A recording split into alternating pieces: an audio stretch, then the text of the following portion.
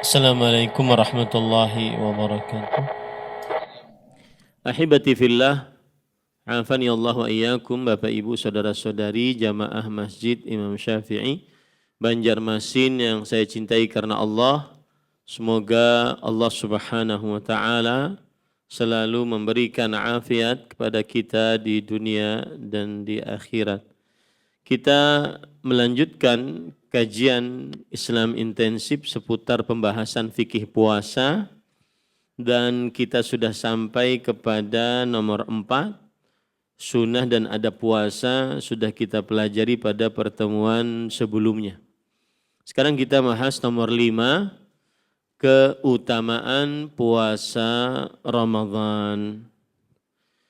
Yang pertama, keutamaan puasa Ramadan adalah menghapuskan dosa-dosa. Menghapuskan dosa-dosa. Sebagaimana dalam hadis riwayat Muslim dari Abu Hurairah radhiyallahu anhu, anna Rasulullah sallallahu alaihi wa ala alihi wasallam qala as-salawatul khams wal jumu'atu ila al-jumu'ah wa ramadhanu ila ramadhana mukaffiratun ma bainahunna idza ijtanabal kaba'ir. Yang artinya salat 5 waktu, salat Jumat kepada Jumat lainnya, Ramadan kepada Ramadan lainnya, menghapuskan kesalahan-kesalahan di antaranya jika ia menjauhi dosa-dosa besar. Ini menunjukkan bahwa seseorang jika berpuasa Ramadan, kemudian datang Ramadan selanjutnya, maka terhapus kesalahan-kesalahannya.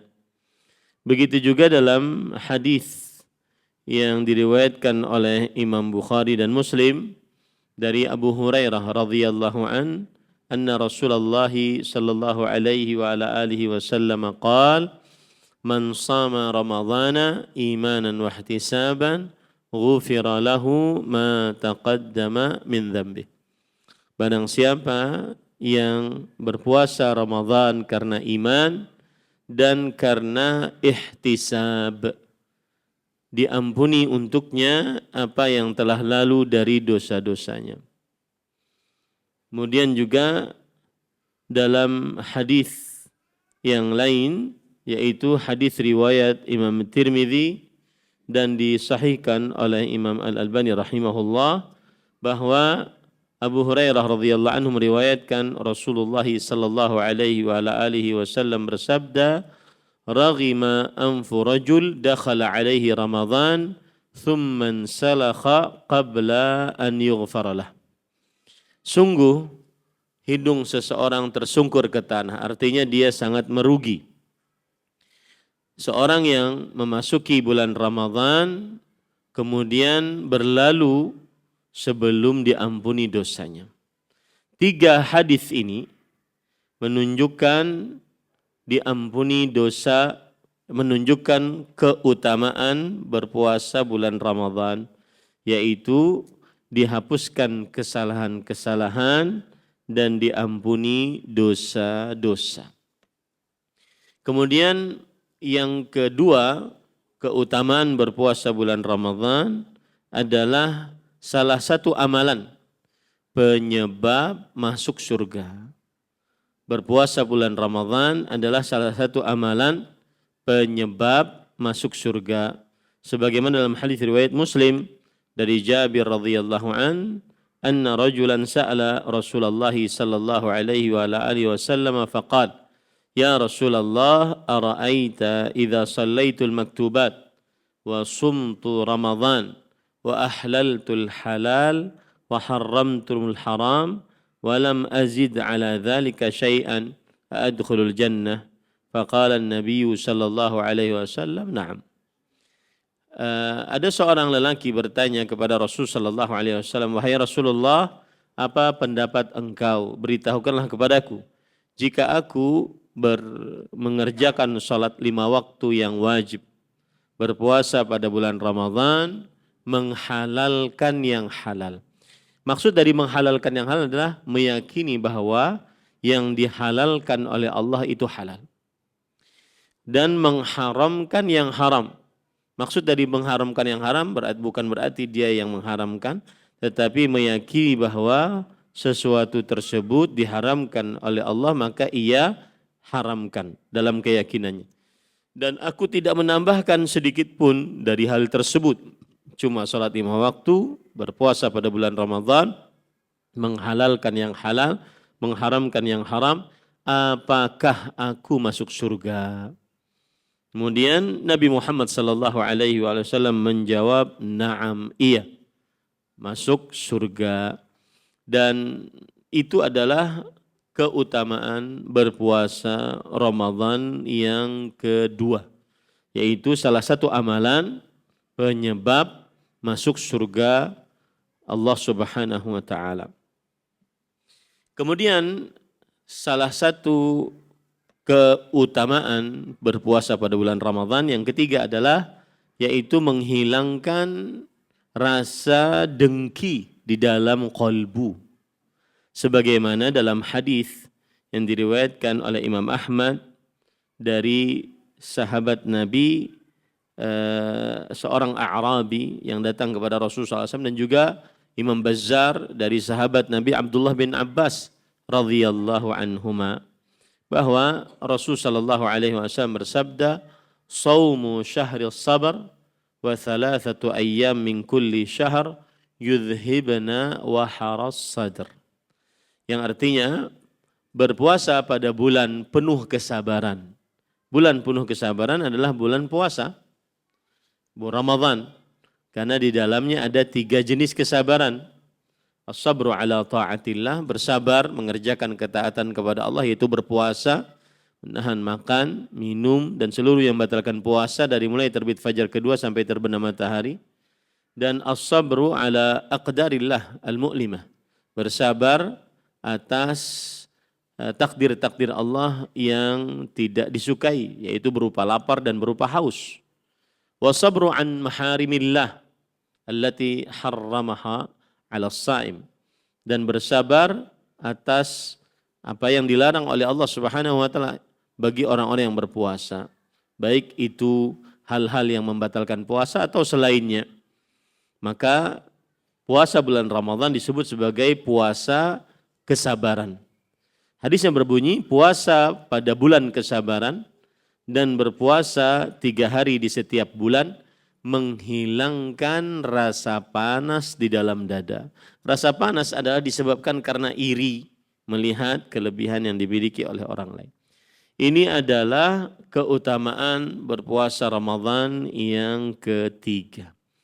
Kemudian keutamaan berpuasa Ramadan yang keempat, yaitu orang yang berpuasa Ramadan, maka dia akan mendapatkan pahala yang sangat besar dan derajat yang sangat tinggi.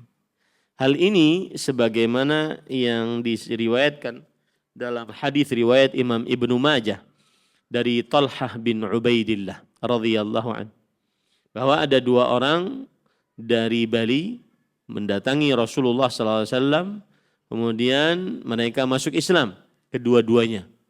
Lalu salah satu dari keduanya lebih semangat beribadah daripada yang lainnya. Salah satunya berjihad dan mati di medan pertempuran sebagai seorang yang mati syahid. Kemudian yang kedua masih hidup setelah saudaranya yang masuk Islam yang mati syahid tadi, masih hidup lebih dari setahun. Baru setelah itu juga meninggal. Talhah bin Ubaidillah radhiyallahu anhu bercerita, lalu ra'aitu fil manam, aku melihat di dalam mimpi, baina ana 'inda babil jannah id ana bihima. Ketika saya di depan pintu surga, aku ada bersama 2 orang tadi yang masuk Islam tadi. Fa kharaja kharijun minal jannah fa adzina lilladzi tuwfiya al-akhira minhuma. Maka ada malaikat keluar dari surga dan yang dipersilahkan masuk ke dalam surga pertama kali adalah orang yang paling terakhir yang mati dari keduanya, yang tidak mati syahid. Thumma kharaja fa'adhina lilladzi istushhid.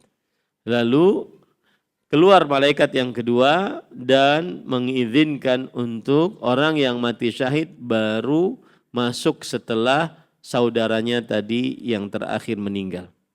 Thumma raja'a ilayya. Kemudian malaikat datang kepadaku dan berkata, irji' fa innaka lam ya'ni laka ba'du. Mundur engkau, sesungguhnya waktumu belum. Kemudian di waktu pagi Talhah bercerita kepada orang-orang. Kemudian orang-orang merasa takjub dengan kisah mimpi dari Talhah radhiyallahu an. Sampai hal tersebut kepada Rasul sallallahu alaihi wasallam. Lalu Rasul sallallahu alaihi wasallam bersabda, "Min ayyi dzalika ta'jabun?" Dari hal apa kalian takjub dengan kisah tersebut? Kemudian para sahabat berkata, "Ya Rasulullah, hadza kana ashaddar rajulaini ijtihadan." Thumma istushhid wa dakhala al-akhiru al-jannata qablah. Wahai Rasulullah, yang semangat beribadah bahkan sampai berjihad, bahkan sampai mati di medan pertempuran, kemudian dia yang paling terakhir masuk ke dalam surga. Yang paling terakhir wafat, dia yang terlebih dahulu masuk ke dalam surga sebelum orang yang mati syahid tadi.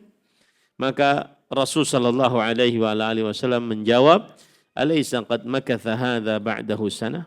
Bukankah orang tadi masih hidup setelahnya 1 tahun? Qalu bala. Iya wahai Rasulullah. Dia yang tidak ikut medan pertempuran, yang tidak mati syahid, dia masih hidup 1 tahun. Kemudian Rasul sallallahu alaihi wasallam bersabda, "Wa adraka Ramadan wa shalla kadza wa kadza min sajdatin fis sanah." Bukankah dia mendapati Ramadan satu lagi? Kemudian dia salat seperti ini selama setahun tersebut. Kemudian para sahabat menjawab, "Bala, iya wahai Rasul sallallahu alaihi wasallam." Maka kemudian Rasul sallallahu alaihi wasallam bersabda, "Fama bainahuma ab'adu mimma bainas samai wal ard." Maka jarak antara dua orang tersebut lebih jauh dari jarak antara langit dan bumi. Hal ini menunjukkan bahwasanya berpuasa pada bulan Ramadan, mendapati bulan Ramadan adalah keistimewaan, bisa mengangkat derajat seseorang di dalam surganya Allah Subhanahu wa taala. Baik, kemudian keistimewaan puasa Ramadan yang lain adalah yaitu orang yang berpuasa pada bulan Ramadan maka dia akan bersama orang-orang yang siddiqin dan para syuhada. Sebagaimana hadis yang diriwayatkan oleh Imam Ibn Hibban dan disahihkan oleh Imam Al-Albani rahimahullah dari hadis Amr ibn Murrah Al-Juhani radhiyallahu an. Beliau bercerita, "Ja'a Rasulullah sallallahu alaihi wasallam rajulun min Qudza'ah." Ada seorang lelaki mendatangi Rasul sallallahu alaihi wasallam. Lelaki tersebut berasal dari Qudza'ah. Kemudian berkata, "Ya Rasulullah, ara'ait in syahidtu an la ilaha illallah wa annaka Rasulullah wa sallaitul salawatil khams wa addaitu zakata wa sumtu Ramadan wa qumtuhu faman ana." Wahai Rasulullah, apa pendapat engkau? Beritahukan kepadaku. Jika aku bersyahadat la ilaha illallah dan engkau adalah Rasulullah, lalu aku salat 5 waktu, menunaikan zakat, berpuasa pada bulan Ramadan, dan aku menegakkan atau bangun malam di dalam bulan Ramadan, maka siapakah aku? Maka Rasul sallallahu alaihi wasallam menjawab, minas siddiqin wasyuhada. Engkau termasuk orang-orang golongan orang-orang yang siddiq dan orang-orang yang mati syahid. Nah, ini semua adalah keutamaan orang yang berpuasa pada bulan Ramadan. Baik. Sekarang pada ikhwan yang dirahmati oleh Allah Subhanahu wa taala, poin yang ke-6, hukum puasa Ramadan dan hukum meninggalkannya. Nomor 6, hukum puasa Ramadan. Puasa Ramadan adalah wajib. Puasa Ramadan adalah wajib. Wajib artinya ma amara bihi syari'u amran jaziman ustuhiqqa bil adzabi tarikuhu amdan mutlaq. Sesuatu yang diperintahkan oleh syariat dengan perintah yang keras. Diancam dengan siksa bagi siapa yang meninggalkannya dengan sengaja secara mutlak. Dan dalilnya adalah surat Al-Baqarah ayat 183. Allah Subhanahu wa taala berfirman, "Ya ayyuhalladzina amanu kutiba 'alaikumus shiyam kama kutiba 'alal ladzina min qablikum la'allakum tattaqun." Wahai orang yang beriman, dituliskan atas kalian. Kalau di dalam Al-Quran ada kata kutiba, kataba. Seperti misalkan kutiba alaikumus siyam, kutiba alaikumul qisas, kutiba alaikumul qital. Dituliskan atas kalian, maka menurut ilmu usul fikih, ini adalah salah satu lafaz dari lafaz perintah di dalam Al-Quran. Diwajibkan atas kalian berpuasa. Sebagaimana dituliskan atas kalian, atas orang-orang sebelum kalian, agar kalian bertakwa. Begitu juga dalam surat Al-Baqarah ayat 185. Allah Subhanahu wa taala berfirman, "Syahrul Ramadhan alladzi unzila fihi al-Qur'an hudan lin-nas wa bayyinatin minal huda wal furqan. Faman syahida minkum asy-syahra falyasum." Bulan Ramadhan yang diturunkan di dalamnya Al-Quran sebagai petunjuk bagi manusia dan sebagai keterangan-keterangan yang jelas dari petunjuk tersebut dan sebagai pembeda antara yang hak dan batil. Maka barang siapa dari kalian yang menyaksikan bulan tersebut, maka falyasumhu. Lam di sini lamul amr. Berpuasalah ia. Berpuasalah ia. Dan ini adalah perintah, dan asal hukum perintah menunjukkan kepada kewajiban selama tidak ada dalil yang menurunkannya dari perihal yang wajib. Kemudian juga dalil dari hadis Rasul riwayat Bukhari Muslim dari Abdullah bin Umar radhiyallahu anhuma, Nabi Muhammad sallallahu alaihi wasallam bersabda, "Buniyal Islamu ala khams, syahadati an la ilaha illallah wa anna Muhammadan Rasulullah, wa iqamis salah wa ita'iz zakah wa shami Ramadan wa hajjil bait." Islam dibangun di atas 5 perkara. Mengucapkan 2 kalimat syahadat, mendirikan sholat, membayar zakat, berpuasa pada bulan Ramadan, dan berhaji ke Baitullah. Hadis ini, wajhud dilalahnya, sisi pendalilannya adalah bahwa Islam dibangun di atas 5 perkara. Dan para ulama mengatakan inilah yang disebut dengan arkanul Islam, rukun Islam. Rukun artinya la yatimu illa bihi, sesuatu yang tidak sempurna kecuali dengannya. Islam seseorang tidak sempurna kecuali dengan berpuasa pada bulan Ramadan. Maka ini menunjukkan kepada kewajiban.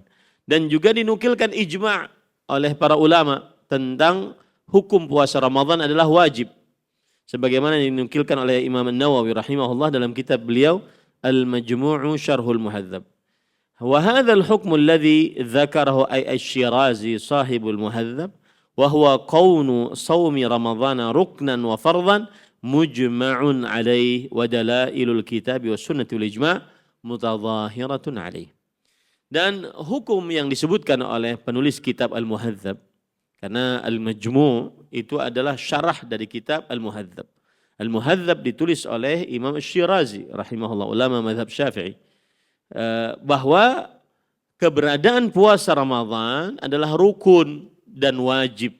Ini adalah disepakati atasnya oleh para ulama. Dan dalil-dalil dari Al-Quran, hadis serta ijma' sangat jelas atasnya. Maka sekali lagi hukum berpuasa pada bulan Ramadan adalah wajib. Taib. Lalu hukum meninggalkan puasa bulan Ramadan. Masih poin yang ke-6. Hukum meninggalkan puasa bulan Ramadan. Maka para ulama menjelaskan beberapa permasalahan di dalam pembahasan ini. Yang pertama yaitu hukum barang siapa yang meninggalkan puasa Ramadan karena mengingkari kewajibannya. Karena mengingkari kewajibannya. Maka jawabannya, barang siapa yang meninggalkan puasa Ramadan karena mengingkari kewajibannya, dia kafir. Kafir. Kecuali kalau dia baru masuk Islam, ya, kemudian dia atau dia tinggal di sebuah daerah jauh dari keislaman, dari kaum muslimin, yang dia tidak mengetahui tentang kewajiban puasa Ramadan, maka orang ini masih harus diajarkan. Tetapi siapa yang tinggal di tengah kaum muslimin, dia mengingkari kewajiban puasa Ramadan, maka dia kafir. Dalilnya adalah ijma' yang dinukilkan oleh Al-Kasani dalam kitab Bada'i'us Sana'i. Beliau berkata, wa ammal ijma' fa innal ummata ajma'at ala fardhiyati syahr Ramadan la yajhaduha illa kafir. Yang artinya, adapun ijma', maka umat Islam bersepakat atas kewajiban berpuasa pada bulan Ramadan. Tidak ada yang mengingkari kewajibannya kecuali orang kafir. Di kekufuran orang yang mengingkari puasa Ramadan itu berdasarkan ijma'. Taib. Lalu bagaimana hukum orang yang meninggalkan puasa Ramadan karena malas? Dia tidak puasa Ramadan karena malas. Karena malas. Warung-warung sakadup. Ya. Karena malas pokoknya. Maka jawabannya para ikhwah, barang siapa yang meninggalkan 1 hari saja dari puasa Ramadan karena malas, karena meremehkan, maka sungguh dia telah mengerjakan dosa besar. Dosa besar. Dalil yang menunjukkan akan besarnya dosa tersebut adalah hadis yang menunjukkan bagaimana orang yang meninggalkan puasa Ramadan diancam dengan keras siksanya.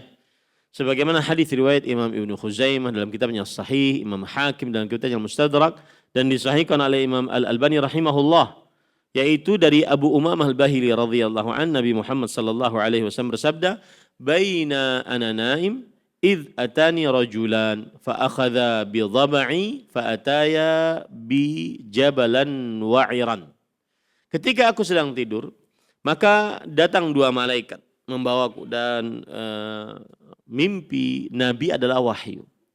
Lalu mereka mengangkat dhaba itu ini, mengangkat pundakku. Kemudian mereka membawaku ke gunung yang sangat tinggi. Lalu keduanya berkata, "Is'ad, daki gunung." Faqultu inni la utiqu. Lalu aku berkata, saya tidak sanggup untuk mendaki. Faqala inna sanusahhiluhu lak. Kami akan memudahkan engkau untuk menaikinya. Fasa'adtu hatta idza kuntu fi sawa'il jabal idza bi aswatin syadidah.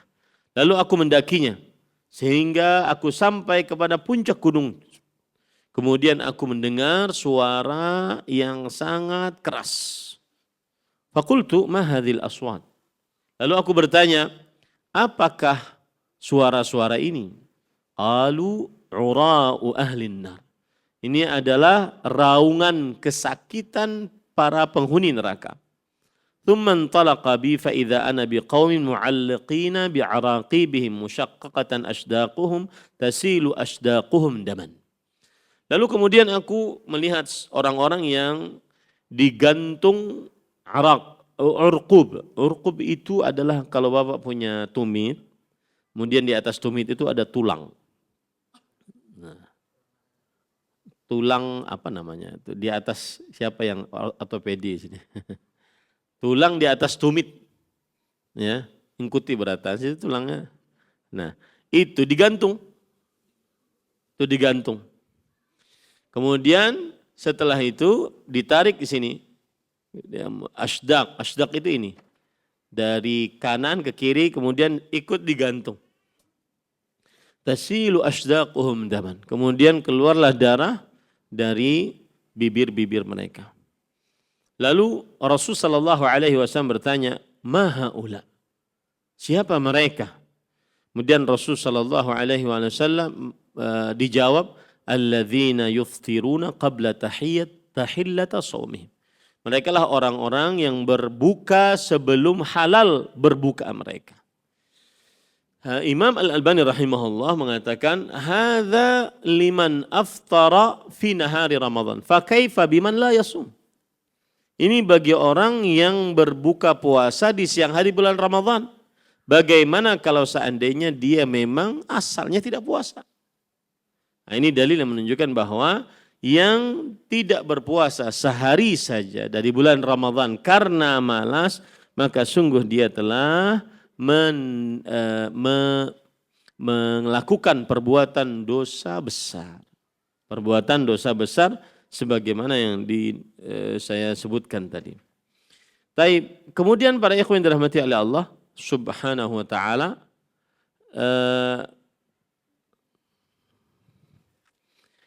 lalu apakah wajib qadha atas orang ini?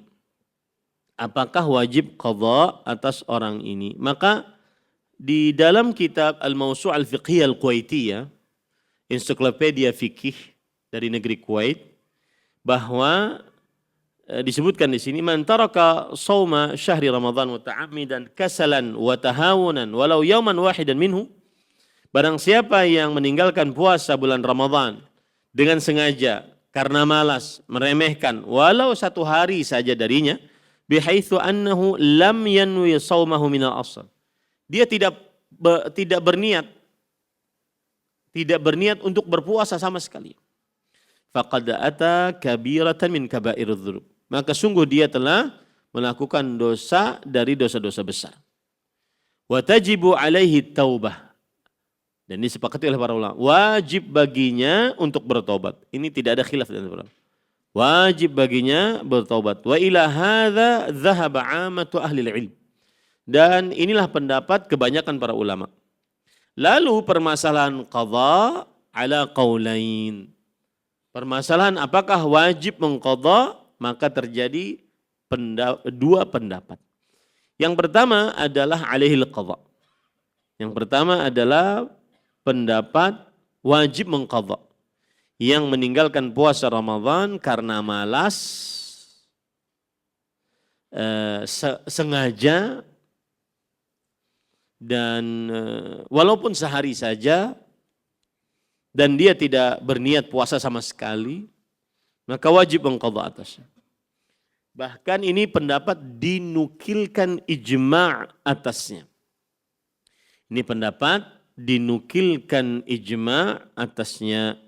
Saya bacakan perkataan Imam Ibnu Abdul Barr rahimahullah dalam kitab beliau Al-Istidhkar. Imam Ibnu Abdul Barr, ulama dari mazhab Maliki, beliau berkata, wa ajma'atil ummah wa naqalatil kaffah fi man lam yasum Ramadan 'amidan wa huwa mu'min bi faradhih wa innama tarakahu asharan wa bataran wa ta'ammada dzalika thumma taba anhu anna 'alaihi qadha'ah. Umat Islam bersepakat dan kebanyakan para ulama telah menukilkan, barang siapa yang tidak berpuasa pada bulan Ramadan dengan sengaja, dia dalam keadaan dia mengimani kewajibannya, tetapi dia tinggalkan karena malas, karena meremehkan, dia sengaja akan hal itu, kemudian dia bertobat darinya, maka wajib baginya untuk mengqadha.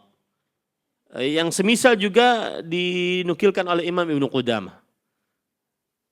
Kemudian juga dinukilkan oleh Imam Al-Qurtubi rahimahullah. Jadi ulama menukilkan ijma' bahwa siapa yang meninggalkan puasa Ramadan walau sehari dengan sengaja karena malas, karena meremehkan, maka wajib mengqadha, dan dinukilkan ijma' atasnya. Dan ini adalah pendapat yang disepakati oleh mazhab fikih yang 4, mazhab Hanafi, Maliki, Syafi'i dan Hambali. Saya jadi ingat syekh saya, Profesor Dr. Mahdi, salah satu dosen S2 saya di Dirasat Haditsil Ahkam. Beliau mengatakan, wahai Ahmad, kalau seandainya ada pendapat yang disepakati oleh mazhab fikih yang 4, susah kita untuk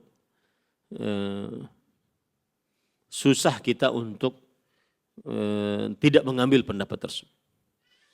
Ini bagi saya, kata beliau, kalau ada pendapat yang disepakati oleh mazhab fikih yang 4, susah kita untuk tidak mengambil pendapat tersebut. Karena susah, semua mazhab sepakat bahwa itu adalah pendapat seperti ini. Tetapi dalam permasalahan ini, para ikhwan yang dirahmati oleh Allah, memang terjadi khilaf, dan khilafnya besar gitu ya. Khilafnya besar. Di sana ada pendapat yang kedua bahwa tidak wajib qadha. Dan saya lebih condong pada pendapat ini. Tidak wajib qadha. Dan ini adalah pendapat mazhab Zahiriyah. Kemudian pendapat Syekhul Islam Ibnu Taimiyah, kemudian pendapat Imam Ibnu Utsaimin rahimahullahu taala. Salah satu dalilnya adalah yaitu surat Al-Baqarah ayat 229. Wa man yata'adda hududallah fa ulaika humudz zalimun. Siapa yang melampaui batasan-batasan Allah, mereka orang-orang yang zalim. Nah, di sini sisi pendalilannya adalah bahwa meninggalkan puasa Ramadan berarti dia melampaui hukum batasan-batasan Allah. Maka ini kezaliman. Dan kezaliman tidak diterima darinya amal ibadah. Tidak diterima darinya amal ibadah. Kemudian juga berdasarkan hadis Rasul riwayat Bukhari Muslim, man 'amila 'amalan laisa 'alaihi amruna fa huwa rad. Barang siapa yang beramal dengan sebuah amalan yang tidak ada contohnya, maka amalannya tertolak. Kaedahnya adalah anna kulla ibadah muaqqatah biwaqtin muayyan la tuqbal min sahibiha idza ukhirat an dhalika alwaqt almuayyan bila udhur wa alaihi faman taraka shaum ramadan la yuqbal minhu walau shamahu qadaan. Bahwa setiap ibadah yang ada waktunya dengan waktu tertentu tidak diterima dari pelakunya jika diakhirkan dari waktu yang sudah ditentukan tanpa ada alasan yang dibenarkan oleh syariat. Maka oleh karena itu barang siapa yang meninggalkan puasa Ramadan karena malas, maka tidak diterima darinya walaupun dia mengqadha'nya karena sudah waktunya, lewat sudah waktunya. Dan saya lebih condong kepada pendapat ini. Dan juga berdasarkan qiyas, yaitu kata disebutkan dalam kitab Al-Qawaid Al-Mawsu' Al-Fiqhiyah sini, fakama annahu law qaddama hadhihi al-ibadah la waqtiha ay fa'alaha qabla dukhul waqt lam tuqbal minhu. Sebagaimana kalau puasa Ramadan dilakukan di bulan Syawal, di bulan Sya'ban, enggak diterima darinya. Tidak diterima darinya. Begitu juga kalau diakhirkan di bulan lain, maka tidak diterima darinya.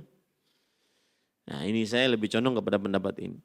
Ya, dan belum ada dalil yang tegas dari hadis Rasul sallallahu alaihi wasallam akan hal ini. Tapi memang berat berhadapan dengan ijma, berhadapan dengan kesepakatan mazhab fikih yang 4 sebagaimana saya sebutkan tadi. Saya masih ingat banget terakhir kita kuliah, beliau mengatakan kalau ada pendapat mazhab fikih yang 4 sepakat dalam sebuah permasalahan, susah kita menyelisih pendapat mereka. Karena bagaimana mungkin mazhab fikih yang 4 sepakat? Dalil mereka kuat berarti Ahmad kata beliau. Nah, tapi saya lebih condong kepada pendapat ini karena yang tadi bahwa dia tidak boleh mengeluarkan ibadah dari waktunya. Sebagaimana kalau kita sholat di luar waktu, sama itu persis. Ya, tidak bisa kita sholat di luar waktu. Kalau kita sholat sengaja di luar waktu, maka tidak sah sholatnya. Kecuali dalam keadaan uzur. Seperti safar, ketiduran, dan seterusnya. Tapi kalau sengaja, maka ini tidak sah sholatnya. Maka begitu pula orang yang meninggalkan sholat dengan sengaja karena malas, dan dia mengakui kewajibannya, maka tidak ada qadha qadasnya. Dia bertobat, bukan hanya ya, dia bertobat karena itu dosa besar. Dia bertobat dengan sebenar-benar taubat. Baik, kita kepada pembahasan nomor 7. Penetapan awal dan akhir Ramadan. Saya kemarin di Sulawesi Selatan diundang gubernur. Kemudian ada yang nanya, Ustaz, bagaimana menyikapi perbedaan masuk dan berakhirnya Ramadan? Kebetulan di hadapan gubernur saya bilang, kita harus mengikuti pemerintah. Agar tidak ada dari ormas-ormas yang menyelisih keputusan yang telah ditetapkan oleh pemerintah. Karena ibadah jamaiyah la ta'tabir la yu'tabar ar-ra'yul fardi fil ibadah al-jamaiyah. Yang artinya pendapat pribadi tidak dianggap apabila itu di dalam perkara ibadah yang bersamaan. dan dengannya akhirnya terlihatlah syariat Islam yang mulia, syiar Islam yang agung, dan seterusnya. Nah, tapi para ikhwan yang dirahmati oleh Allah Subhanahu wa taala, di dalam pembahasan yang ketujuh ini ada berbagai macam permasalahan. Yang pertama adalah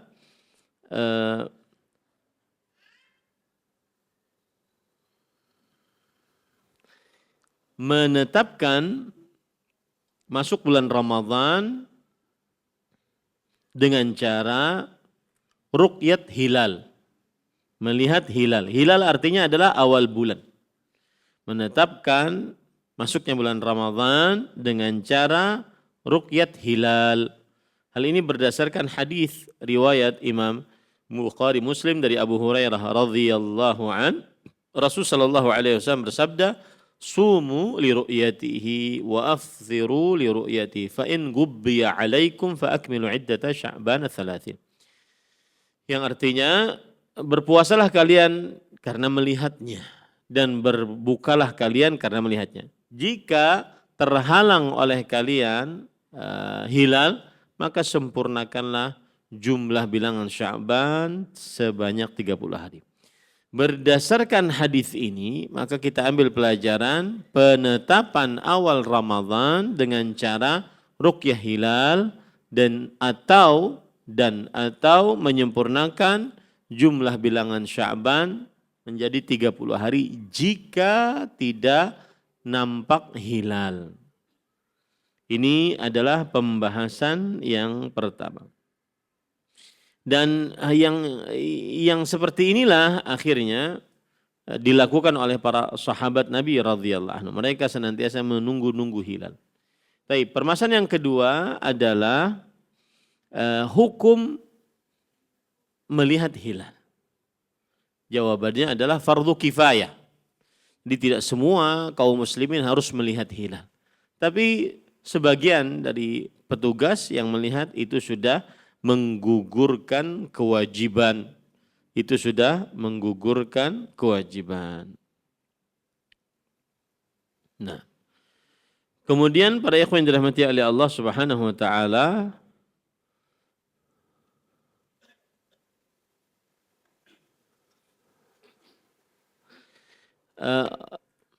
menetapkan awal bulan Ramadan dengan ru'yat hilal atau menyempurnakan jumlah bilangan Sya'ban menjadi 30 hari jika tidak terlihat hilal, ini adalah sebuah kewajiban.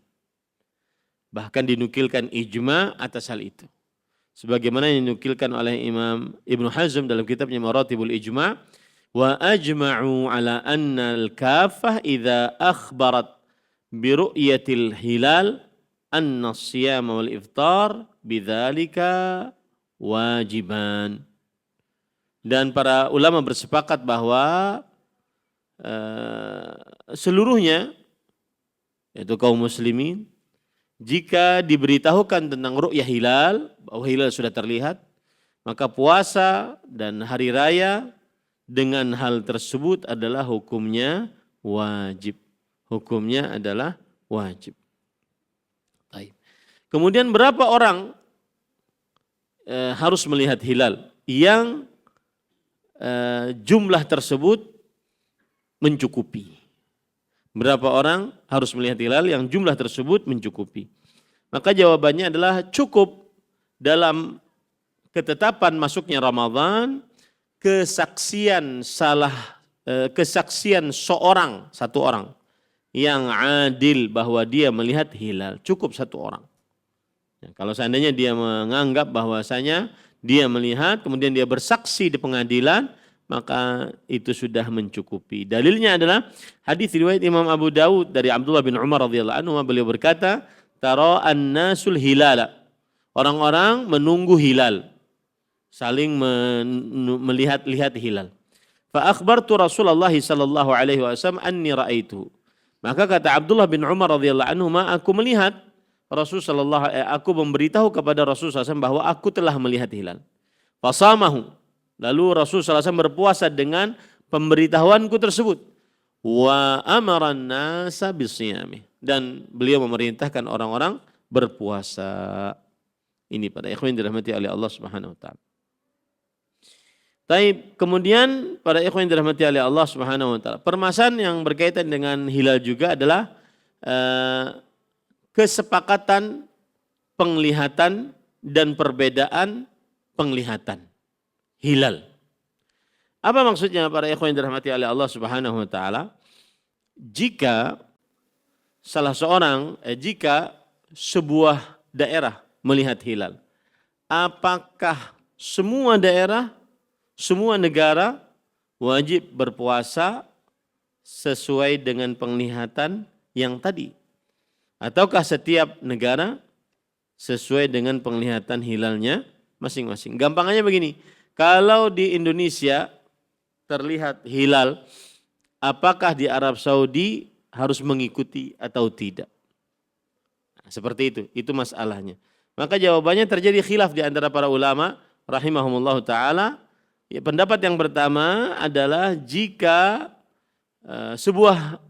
penduduk sebuah negeri melihat hilal, maka wajib berpuasa seumumnya kaum muslimin.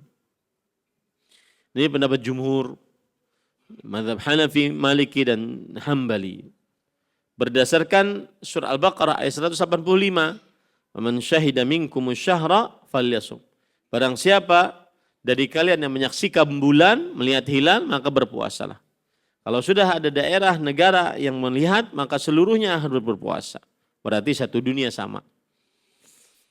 Dan juga berdasarkan hadis riwayat Imam Tirmidzi tadi, Imam Bukhari Muslim tadi, sumu li ru'yati, berpuasalah kalian seluruhnya karena melihat hilal. Jadi kalau sudah ada satu melihat, maka seluruhnya harus berpuasa. Nah, taib, para ikhwan yang dirahmati oleh Allah Subhanahu wa taala. Pendapat yang kedua adalah jika sebuah daerah atau negara melihat hilal, maka tidak wajib berpuasa atas daerah atau negara-negara yang lain. Yang wajib hanya orang-orang yang sekitarnya, yang dekat dengannya, yang sehukum dengannya. Dan ini mazhab Syafi'i. Dan ini salah satu pendapat dari sebagian ulama salaf. Dan ini pendapat Imam As-San'ani dan Imam Ibn Utsaimin rahimahumullahu ta'ala. Dalil yang paling jelas adalah hadis. Saya sering sebutkan hadis ini, yaitu hadis riwayat Muslim. Lihat hadisnya ya.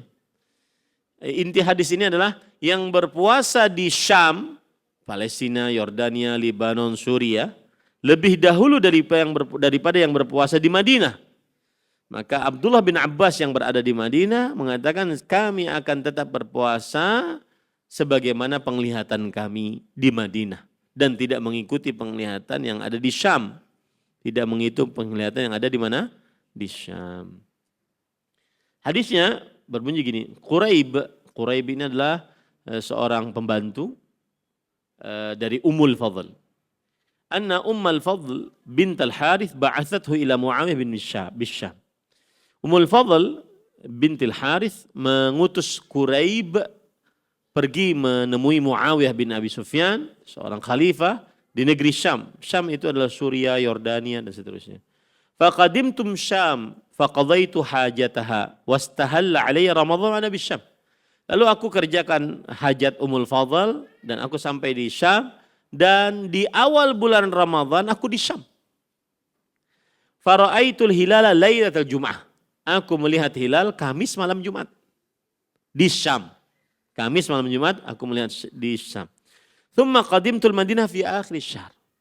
Lalu aku datang ke kota Madinah di akhir bulan. Ini pulang kampung. Ya. Apa namanya? Mudik. Mudik di akhir bulan Ramadan. Fasa'alani Abdullah bin Abbas radhiyallahu anhuma. Lalu Abdullah bin Abbas yang ada di kota Madinah bertanya kepadaku. Thumma dzakara hilal. Kemudian menyebutkan tentang hilal. Mata ra'aitumul hilal. Kalian di Syam kapan melihatnya? Faqultu ra'ainahu lailatal Jum'ah. Kami melihat malam Jumat. Faqala anta ra'aitahu. Kemudian Abdullah bin Abbas menekankan lagi. Engkau melihat sendiri hilalnya? Kemudian kata siapa? Quraib radhiyallahu an, "Na'am, wa ra'ahun nas wa sama Muawiyah." Iya, orang-orang juga melihat. Seluruh yang ada di Syam puasa. Muawiyah radhiyallahu anhu juga puasa. Kemudian Kata Abdullah bin Abbas, lakinna ra'ainahu lailatas sabt. Tapi kita di Madinah melihat malam Sabtu. Di sana malam Jumat, sini malam Sabtu. Fala nazalu nasumu hatta nukmina 30 aw narah. Kita akan tetap berpuasa sampai kita menyempurnakan bulan sebanyak 30 hari. Atau kita melihat hilal. Ini menunjukkan bahwa beliau berpendapat mengambil penglihatan orang-orang kota Madinah dan tidak mengikuti penglihatan hilal orang-orang negeri Syam. Faqultu awala taktafi awala taktafi bi ru'yati Muawiyah siyamih. Lalu aku, yaitu Quraib, bertanya, kenapa engkau tidak mencukupkan dengan apa yang dilihat oleh Muawiyah dan puasa Muawiyah malam Jumat? Maka Abdullah bin Abbas radhiyallahu anhu mengatakan, la hakadha amarana Rasul sallallahu alaihi wasallam. Tidak, demikianlah kita diperintahkan oleh Rasul sallallahu alaihi wasallam. Jadi mulai semenjak dahulu memang ikhtilaful matali'. Terjadi perbedaan penglihatan di setiap tempat masing-masing. Tidak sama, tidak bisa disamakan. Nah ini kadang-kadang, di Saudi belum, kita sudah. Ya, maka tidak harus sama. Tidak harus sama. Bahkan Rasulullah SAW tadi bersabda, as-sawmu yawma tasumun wal fitru yawma tuftirun. Puasa di mana kalian seluruhnya berpuasa. Berhari raya di mana kalian seluruhnya berhari raya. Artinya di daerah tersebut berpuasa, ikutlah berpuasa. Dan yang menentukan, yang paling berhak menentukan adalah yang mempunyai wewenang di daerah tersebut. Dan dengan seperti ini akan terjadi ibadah puasa yang bersama-sama. Dan itu termasuk daripada maksud di syariah. Itu termasuk daripada tujuan pensyariatan ibadah yang bersama-sama seperti puasa, hari raya, dan seterusnya. Nah, permasalahan selanjutnya yang berkaitan dengan awal masuk bulan Ramadan, hukum bersandar kepada apa istilahnya itu? Kepada satelit, penglihatan atau ketetapan di satelit.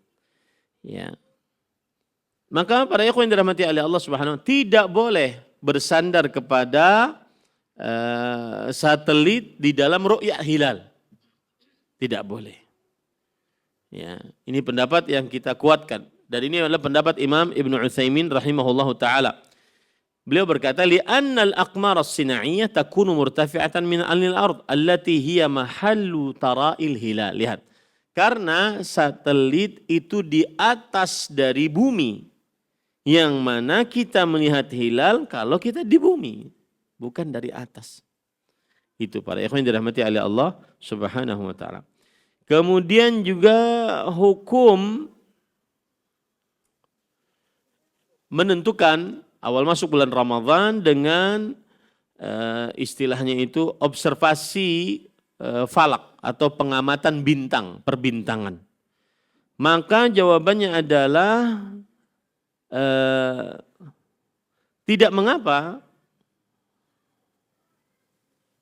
seseorang untuk menentukan atau saya ulangi, tidak mengapa seseorang menggunakan alat untuk melihat hilal, ya, untuk melihat seperti teropong teleskop besar untuk melihat hilal. Tidak mesti harus hanya dengan mata kepala saja, tidak, tetapi dengan alat boleh saja, tetapi tidak wajib. Ya, kalau seandainya dia melihat dengan mata kepalanya, maka itu sudah sah.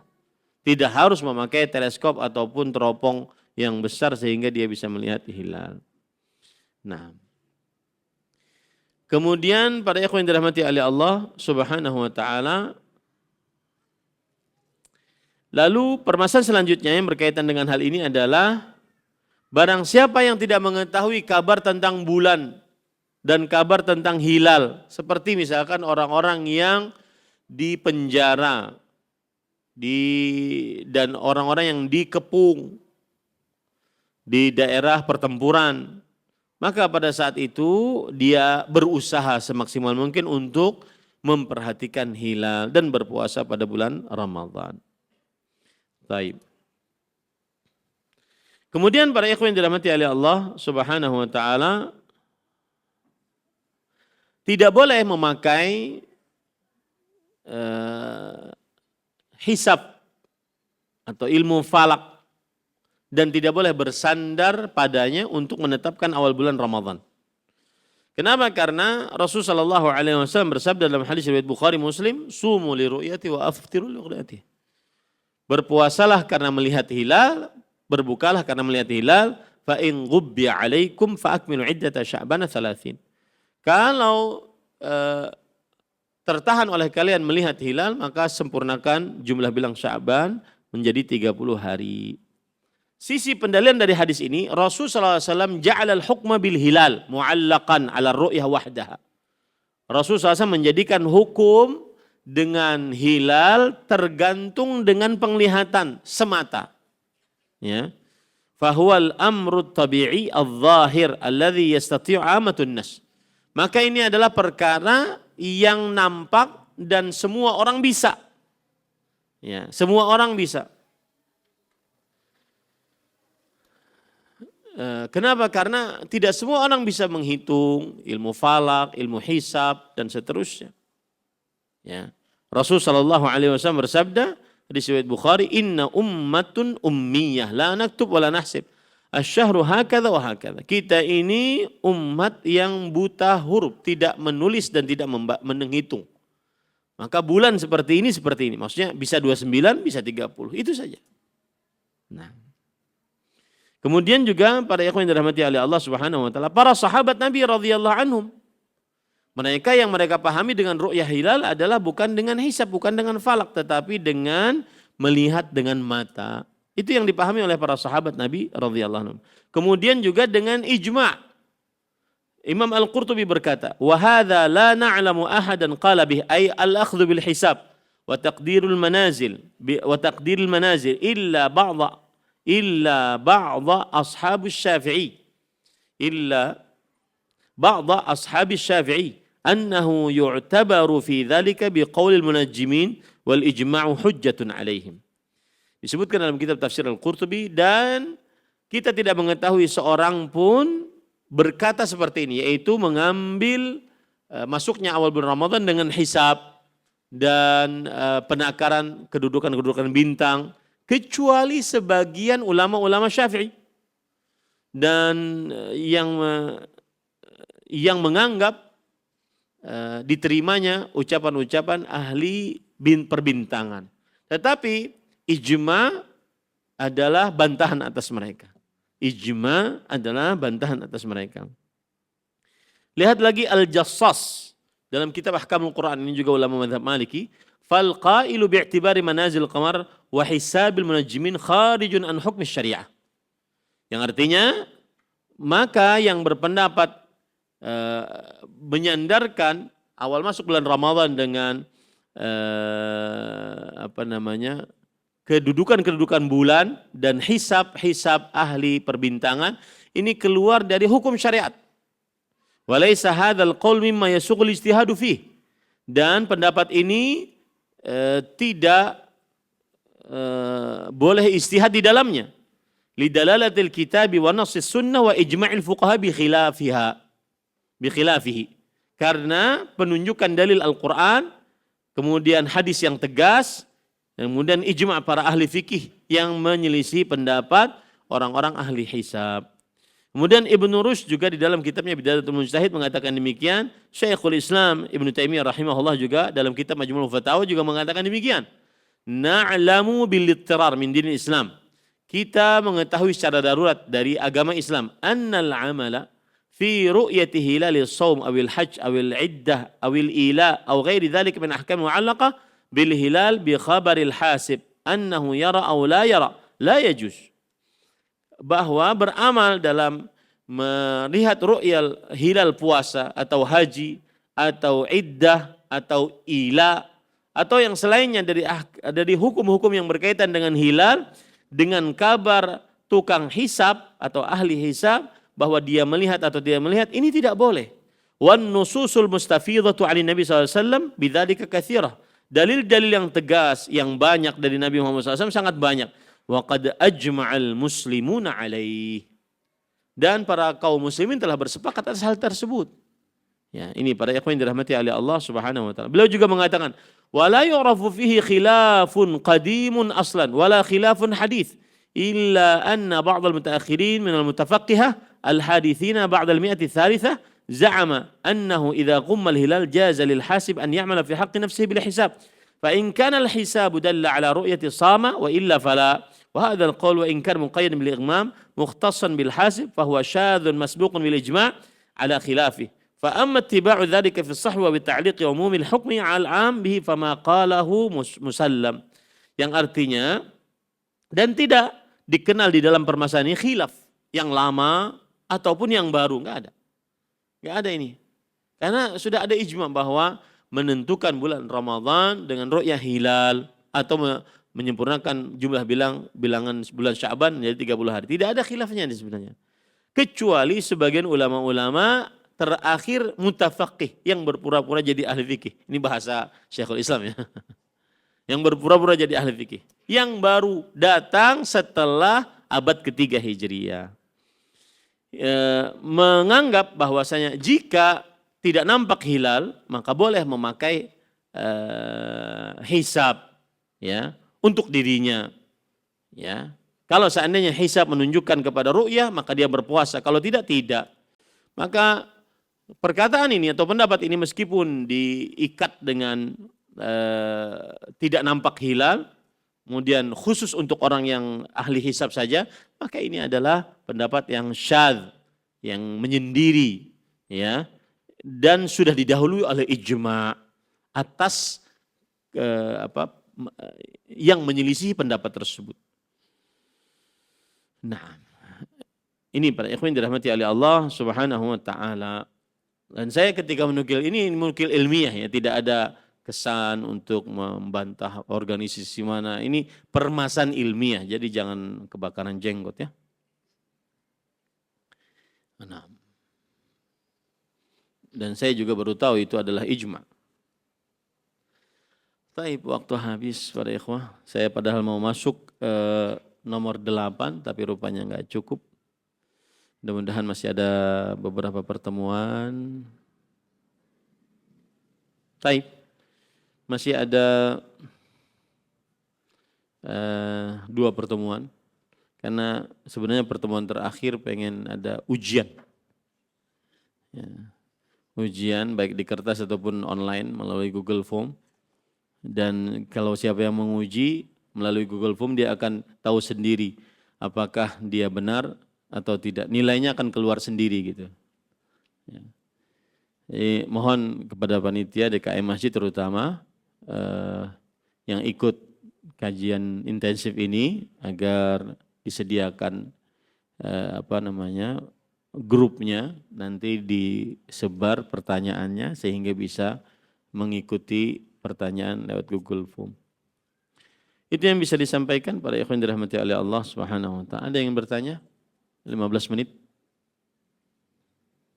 Silakan. Mic-nya. Enggak ada mic.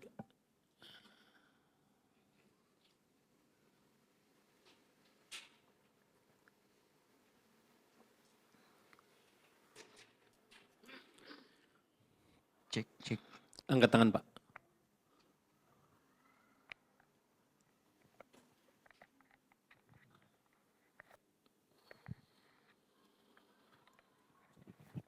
Silakan Pak. Oke Ustaz, tadi sudah sampaikan via WA sebenarnya berpuasa kan kita ikut mulainya ya Ustaz, mulainya ikut pemerintah. Kalau kita tadi menyimak hadis Quraib tapi mungkin ulun salah, kesannya Abbas itu menyelisihi Muawiyah yang saat itu jadi khalifah. Nah bagaimana kita mengkompromikan atau memahami hal ini gitu? Baik. Beliau pada waktu itu tidak menyelisih pemerintah yang umum, akan tetapi beliau menggunakan sebuah permasalahan fikih yang beliau dapati dari Rasulullah SAW bahwa setiap tempat sesuai dengan penglihatannya masing-masing. Ini tidak bertentangan dengan apa yang disebutkan oleh kita harus mengikuti pemerintah dan keadaannya berbeda dengan kita. Kita teritorialnya itu ada 3 saja. Waktu Indonesia Barat, Tengah, Timur, dan semuanya mengikuti. Kalau seandainya semuanya mengikuti, insya Allah akan lebih semarak. Tapi kalau antara Syam dengan Madinah sangat jauh bedanya. Jadi tidak bisa disamakan. Keadaan teritorial tidak bisa disamakan. Jadi makanya Abdullah bin Abbas tetap berpendapat bahwa kita melihat hilal malam malam Sabtu, maka kita akan tetap berpuasa sesuai dengan yang kita lihat. Bukan berarti di sini beliau menyelisih pemerintah yang sah. Karena jarak antara Madinah dengan Syam tidak sama dengan jarak antara waktu Indonesia Barat, Indonesia Timur, Indonesia Tengah. Paham ya Pak?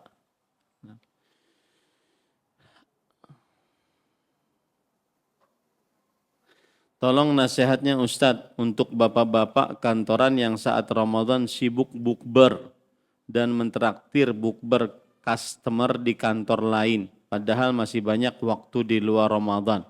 Dan juga sudah sering mentraktir makan-makan di luar Ramadan. Dan bisa saja cukup membelikan makan atau mengirimnya saja tanpa harus ikut bukber dan campur baur dengan wanita. Sehingga juga melalaikan sholat maghrib di masjid. Bahkan tidak ikut tarawih. Jazakumullahu khairan. Bismillah, walhamdulillah. Ahibati fillah, afani Allah wa iyyakum. Bapak Ibu saudara-saudari yang dimuliakan oleh Allah Subhanahu wa taala, fenomena buka bersama asal hukumnya sebenarnya tidak mengapa. Akan tetapi apabila mendatangkan kemaksiatan seperti bercampur baur laki-laki perempuan atau melalaikan sholat maghrib dan isya, maka ini adalah tercela dan harus dijauhi. Yang kedua, apabila itu adalah urusan pekerjaan, maka dijauhi juga disebabkan karena ada gratifikasi. Dikhawatirkan itu adalah gratifikasi. Artinya seorang kolega, seorang pegawai, dia menservis sebuah perusahaan agar perusahaan tersebut tetap bermitra dengan perusahaannya. Dan kemudian dia mendapatkan tips ataupun mendapatkan kesepakatan dari hal tersebut.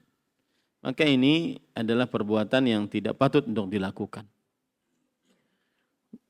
Terutama lagi berkaitan dengan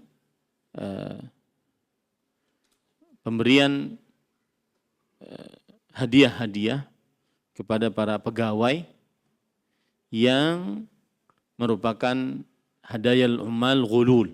Hadiah para pegawai adalah ghulul, harta haram yang dibagikan atau harta seperti harta rampasan perang yang dibagikan sebelum waktu pembagiannya.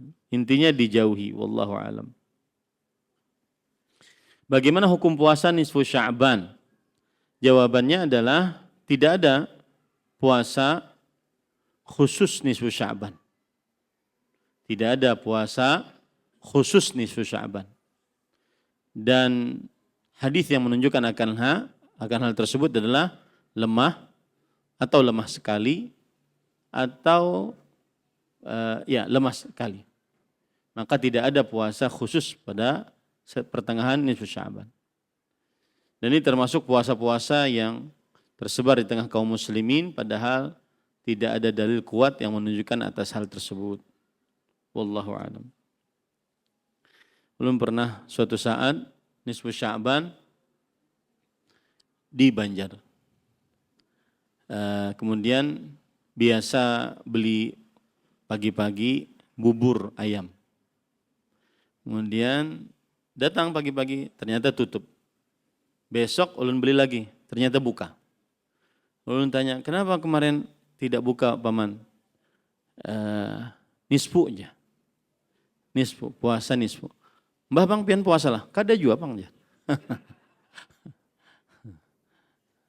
Nah, ini adalah sesuatu yang belum ada dalil, contoh dari hadis Rasulullah SAW, tetapi sangat masyhur di tengah kaum muslimin. Wallahu a'lam.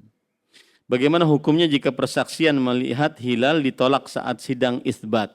Maka jawabannya ini saya tidak sebutkan dari permasalahannya. Kalau dia melihat, dia yakin dia melihat, lalu dia angkat ke pengadilan ternyata ditolak, maka dia berhak untuk berpuasa sendiri dan tidak mengajak yang lain. Karena dia melihatnya sendiri. Wallahu a'lam.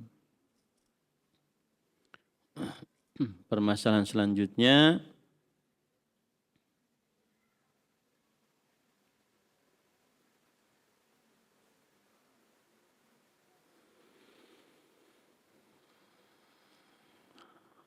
bagaimana status puasa seseorang yang tetap melakukan sholat 5 waktu, zikir, puasa Senin, Kamis, dan menaikkan zakat, tapi masih melakukan ritual memberikan makan kepada orang yang telah meninggal dengan cara memberi segelas air yang sudah dibacakan doa lalu diletakkan di pojok rumah yang dianggap sakral sebagai bentuk perlindungan setiap kali hendak beraktivitas di luar rumah. Ini adalah sesaji yang diberikan kepada selain Allah Subhanahu wa taala dan tidak diperbolehkan seorang muslim untuk memberikan sesaji kepada selain Allah Subhanahu wa taala. Di dalam pemberian sesaji ini terkumpul 2 penyimpangan. Yang pertama itulah perbuatan bid'ah yang tidak disyaratkan dalam agama Islam. Yang kedua adalah minta pertolongan kepada selain Allah dan itu adalah kesyirikan akbar. Wallahu a'lam. Saya pernah dengar ulama yang mengatakan amalan di bulan Sya'ban yaitu sholat sunat 2 rakaat lalu baca Yasin 3 kali, setelah itu berdoa memohon panjang umur, rezeki dan ampunan. Apakah ini ada tuntunannya dari Rasul sallallahu alaihi wasallam? Belum ada dalil. Ini mungkin nanti DKM minta kepada salah seorang ustadz untuk membahas tentang ada apa di bulan Sya'ban. Ya. Biasanya saya bahas sih. Cuma karena sudah dapat jadwal Ramadan, maka ustadz yang lain mungkin. Ada apa di bulan Sya'ban? Ya, salah satu hal yang di bulan Sya'ban ada adalah malam atau nisfu Sya'ban yang disebut dengan nisfu Sya'ban. Ada hadis yang menunjukkan hal ini. Idza kanat lailatun nisfu Sya'ban, jika pada pertengahan malam bulan nisfu Sya'ban, pada bulan Sya'ban, maka Allah Subhanahu wa taala melihat kepada seluruh hambanya. Lalu Allah mengampuni seluruh hambanya kecuali orang yang musyrik atau musyahid. Kecuali orang yang mensyirikkan Allah ataupun orang yang bertengkar. Mensyirikkan Allah ataupun orang yang bertengkar. Ini hadis, ada yang melemahkannya, ada yang mensahihkannya. Nah, tetapi dari hadis ini bukan berarti kita mengerjakan amalan-amalan yang tidak ada contohnya dari Rasulullah SAW. Rasulullah SAW hanya menyatakan bahwa Allah melihat kepada hamba-hambanya lalu Allah mengampuninya bagi siapa yang tidak musyrik dan bagi siapa yang tidak bertengkar pada malam tersebut. Wallahu a'lam. Jika yang dikatakan ahlu bid'ah adalah mereka yang melakukan amalan bid'ah, apakah boleh juga menyebut umat Islam yang jarang sholat dengan sebutan ahlun nar? Soalnya saya jarang dengar diksi ahlun nar disematkan ketimbang ahlu bid'ah. Kenapa tidak boleh kita katakan ahlun nar? Karena tidak ada yang bisa menentukan seseorang penghuni surga atau penghuni neraka kecuali Allah Subhanahu wa taala. Adapun penentuan bahwa orang yang melakukan perbuatan bid'ah adalah pelaku bid'ah dan pelaku bid'ah adalah ahlu bid'ah. Meskipun ahlu bid'ah itu bertingkat-tingkat. Saya tahu ini pertanyaan ini adalah merembet kepada jawaban saya dulu. Saya ketika ditanya tentang kunut subuh, kemudian saya katakan itu bid'ah, kemudian yang melakukannya adalah pelaku bid'ah. Dan setiap pelaku adalah ahli bid'ah. Maka para ikhwan yang dirahmati Allah, perhatikan begini. Saya ingin klarifikasi. Jadi begini, sebagian ulama di dalam permasalahan-permasalahan fiqhiyah, ijtihadiyah, ada sebagian mereka yang mengatakan ini permasalahan adalah bid'ah. Ini permasalahan adalah sunnah. Jadi biasa saja. Kalau seandainya ada yang mengatakan ini bid'ah, ini sunnah. Memang terjadi demikian. Apakah kemudian kita menentukan si fulan penghuni neraka? Enggak. Kita membicarakan sebuah amaliyah. Sebuah amaliyah. Amaliyah, maka sebagian ulama berpendapat seperti mazhab Hanafi, kunut subuh adalah bid'ah. Mazhab Hambali, kunut subuh tidak disyariatkan. Mazhab Maliki, mazhab Syafi'i, kunut subuh adalah sunnah. Paham ini? Jadi terjadi permasalahan khilafiyah istihadiyah dalam permasalahan fikih istihadiyah biasa saja, bahkan sampai kepada vonis bid'ah dan tidak bid'ah. Contoh misalkan Imam Al-Albani rahimahullah dengan Imam Ibnu Baz rahimahullah mengatakan bahwa meletakkan tangan setelah ruku di dada, tangan kanan di atas tangan kiri di dada adalah bid'ah. Kemudian Imam Ibnu Baz rahimahullah ta'ala mengatakan tidak bid'ah, bahkan disunahkan. Apakah kemudian pendapat yang menyatakan itu bid'ah, kemudian dia menuduh itu adalah dia ahli bid'ah dan pasti neraka? Enggak ada ya. Ini permasalahan fikih istihadiyah. Ini permasalahan fikih istihadiyah. Bahkan tidak mengapa orang mengatakan ini bid'ah, ini sunnah, enggak jadi masalah. Tidak boleh kita memvonis orang menjadi penghuni neraka, penghuni surga, karena itu adalah hak prerogatif Allah Subhanahu wa Ta'ala. Tapi dalam permasalahan fiqhiyah kita berhak untuk mengatakan ini adalah perkara yang tidak disyariatkan atau perbuatan bid'ah. Ini adalah perkara yang disyariatkan. Boleh saja kita katakan seperti itu. Dan itu tidak melazimkan kita mengatakan bahwa dia pasti neraka, enggak. Karena permasalahan ijtihadiyah, khilafiyah, istihadiyah. Paham maksud saya ya? Saya pernah kajian, saya masih ingat tuh dan video saya viral. Ditanya di Roja kalau saya salah, tentang hukum kunut subuh. Maka saya katakan bid'ah. Lalu pelakunya bagaimana? Maka pelakunya adalah pelaku bid'ah. Kemudian dan dia adalah ahli bid'ah. Nah, yang tidak dipahami di sini bahwa ahli bid'ah itu berarti harus neraka. Kemudian dia kekal abadi dalam neraka. Enggak ada. Bukan itu namanya. Ada sebagian yang mengatakan bahwasanya yang melakukan perbuatan kunut subuh bid'ah, oke. Tetapi tidak dikatakan ahli bid'ah. Nah, ini terjadi khilaf lagi di antara para ulama. Paham enggak maksud saya? Jadi di antara para ulama itu pun terjadi khilaf. Belum lagi perkara kunut subuhnya. Nah, itu pada. Kadang kita ini dituntut untuk toleransi dalam sebuah permasalahan fikih, tapi mereka tidak toleransi dalam permasalahan yang lain. Itu bukan pendapat dari Ahmad Zainul, itu pendapatnya Imam Abu Hanifah. Pendapatnya Imam Ahmad rahimahullah, tidak disyariatkan Imam Abu Hanifah bid'ah. Oke, mazhab Syafi'i mengatakan dia sunnah. Ya sudah, yang mengatakan sunnah kerjakan. Asalkan dia tahu dalilnya. Dan tidak mengapa orang yang mengatakan itu adalah perbuatan bid'ah, karena dia adalah perkara fiqhiyah ijtihadiyah. Seorang ulama berpendapat dengan ijtihadnya. Ya. Dan tidak mengatakan dia keluar dari Islam, kemudian pasti ahli neraka, enggak. Ini kadang-kadang sebagian orang dan sebagian pendakwah mengkompori. Wah, nuduh kita bid'ah nih, ahli bid'ah, nuduh kita neraka nih. Ya, enggak ada ya, akhi. Kita cuma permasalahan fiqhiyah istihadiyah. Dan itu dari mulai semenjak dahulu.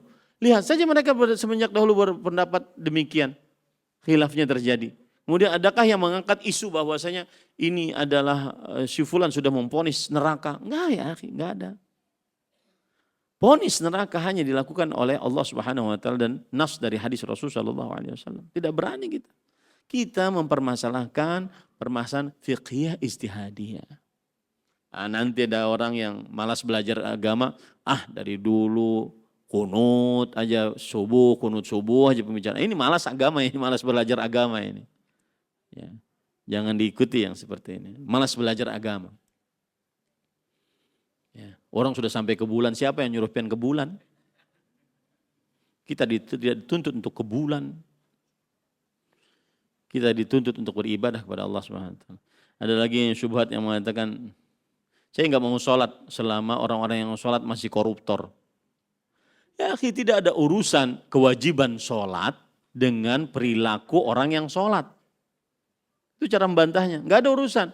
Sholat itu hukumnya tetap wajib meskipun perilaku orang-orang yang sholat menyimpang. Itu cara membantah paling mudah. Wallahu a'lam. Jadi para ikhwah, tidak boleh kita katakan si fulan ahlun nar. Tidak boleh. Ini ponis terhadap seseorang. Tidak boleh. Ya. Karena yang berhak mengatakan seperti itu hanya Allah Subhanahu wa taala. Ada seorang mengatakan, wallahi la yaghfirullahu lak. Demi Allah, Allah tidak akan mengampuni engkau. Maka kata Allah Subhanahu wa taala, man dzalladzi yata'alla alayya? Siapa yang mendahului hukumku atasku? Enggak ada yang bisa menentukan si fulan neraka, si fulan surga, enggak ada. Cuma kadang-kadang tadi ada dasar Wahabi. Nah, itu adalah dua kata pamungkas orang yang tidak punya dalil. Dasar Wahabi. Nah, itu dua kata pamungkas untuk menjelekkan dakwah sunnah, dan dia akan bertanggung jawab kelak di hari kiamat. Bagaimana kita katakan dia neraka, kemudian kita sholat di belakangnya. Saya sering sholat di belakang orang-orang yang berkunut subuh, meskipun saya tidak mengikuti kunutnya, itu pun juga khilaf di antara para ulama. Nah, ini para ikhwan yang dirahmati Allah. Tapi kadang-kadang ada pepatah Arab mengatakan, aini ridha an kulli aibin kalilah kama aina sukhti tubdil masawi. Orang kalau sudah melihat itu senang, banyak apapun kesalahannya tetap aja dimaafkan. Tapi kalau seandainya melihatnya sudah dengan mata yang benci, secuil kesalahan pasti dibesar-besarkan. Wallahu a'lam. Bagaimana status wudunya wanita haid, sah atau tidak? Nanti kalau sudah saya banyak omong begini, dasar Udin. Sudah kalah ini, sudah dijelaskan baik-baik. Ya gitulah. Bagaimana statusnya wudunya wanita haid, sah atau tidak? Seperti wudu sebelum tidur, wudu sebelum baca Al-Quran. Maka jawabannya tidak dipermasalahan sah atau tidak, tetapi tidak bermanfaat orang yang wudu saat dia haid. Dan wanita yang haid, ya sudah dia tidur saja tanpa harus berwudu. Karena wudunya tidak sah. Ya, wallahu a'lam. Jika orang Indonesia mau berangkat umrah tetapi langsung ke Mekah dan tinggal stay 1 sampai 2 malam, baru kemudian ambil miqat dan niat umrah di Tan'im, Hudaybiyah atau Ji'rana, lalu mengadakan rangkaian umrah, apakah hal itu diperbolehkan? Jawabannya tidak boleh. Kenapa? Karena dia sudah berniat umrah dari Indonesia. Beda hal kalau seandainya saya ke Jeddah, saya urusan pekerjaan. Kemudian saat di Jeddah, umrahnya ada waktu nih. Keluarlah dia ke Tan'im, ke Ji'rana, maka boleh. Atau saya ke Mekah, urusan pekerjaan. Kan sekarang banyak tuh pengusaha-pengusaha Indonesia yang sekarang tinggal stay di Mekah, di Madinah. Ya. Dan saya termasuk orang yang mengkompori. Kalau antum sudah kekayaannya, sudah duitnya tidak berseri lagi, sudah tinggal saja di Madinah. Ke Indonesia cuma lihat sepekan Indonesia, oh jalan aja nih usaha, balik lagi ke sana. Biar mati di sana dapat syafaat Rasul sallallahu alaihi wasallam. Itu bagi yang mampu. Bagi yang kada mampu ya sudah di sini aja, pengurus dalam. Ya. Dan itu banyak. Nah makanya dia kadang datang ke sana, kemudian tidak ada niatan untuk umroh.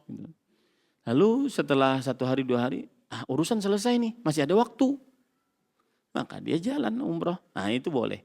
Tapi kalau sudah dari Indonesia dia sudah berniat, maka pada saat itu dia wajib mengambil miqat untuk berihramnya. Wallahu alam. Karena Rasulullah SAW bersabda, hunna lahunna liman ata alaihinna liman arad al-hajj wal umrah. Miqat itu bagi siapa yang melewatinya Dan bagi siapa penduduknya, bagi siapa yang ingin haji atau umrah. Bagi siapa yang ingin haji atau umrah. Dia sudah berniat untuk haji dan umrah. Maka dia harus melewati miqat. Tidak boleh lewat Ji'ranah, lewat Tan'im, lewat Hudaybiyah. Karena ini bukan miqat nih. Miqat itu cuma 5. Yang paling jauh adalah Dzul Hulaifah di kota Madinah. Kemudian Dzatu Irq di kota Irak. Kemudian Al-Juhfah, Selul Kabir di mana, di timurnya Arab Saudi. Kemudian Yalamlam di Yaman dan seterusnya, ada 5 dia. Nah, ini yang bisa disampaikan. Sallallahu Nabi Muhammad, alhamdulillah rabbil alamin. Wassalamualaikum warahmatullahi wabarakatuh.